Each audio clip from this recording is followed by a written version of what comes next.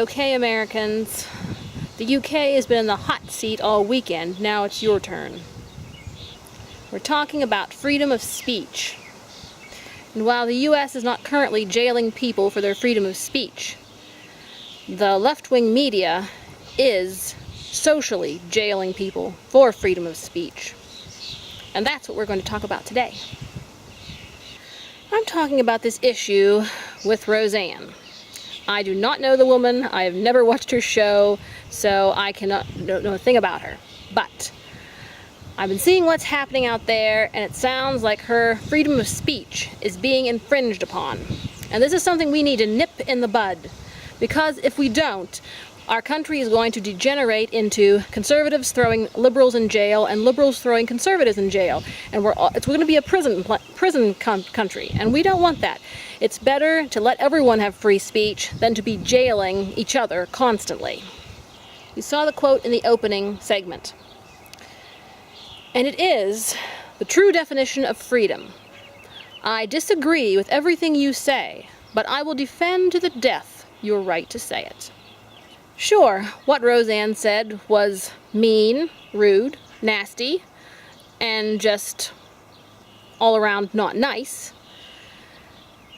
However, free speech is not always pretty. You see, back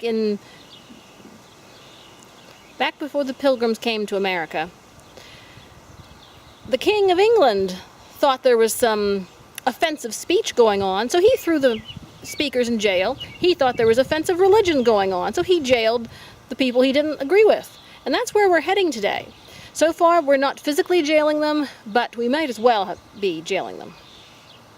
Because now all these left-wing institutions are backlashing. Like you said, they want to take away all the awards she's won. They want to cancel all the reruns of her shows. They want to pretty much take away her library card and tell the restaurants don't serve her if she comes in.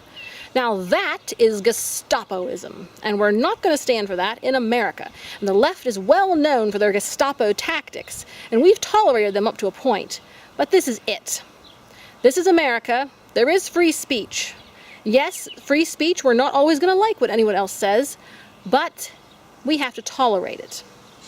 And that's a lesson the left needs to learn. No, I don't believe we should be sending all the left-wing people to jail for hating Trump, and you can't send the right-wing people to jail for hating the left.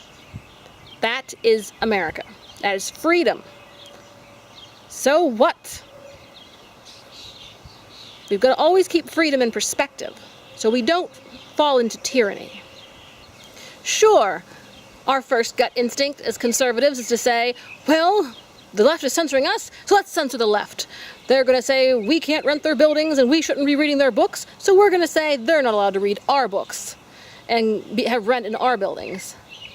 But the point is, that's not what freedom is about. That's fighting among ourselves. It's a lot better to let everyone have freedom of speech and treat everyone equally than it is to spend time finding ways to discriminate against each other because we don't like what the other person believes. This country's got along very well for many years, and we certainly don't need to start all this internal fighting now.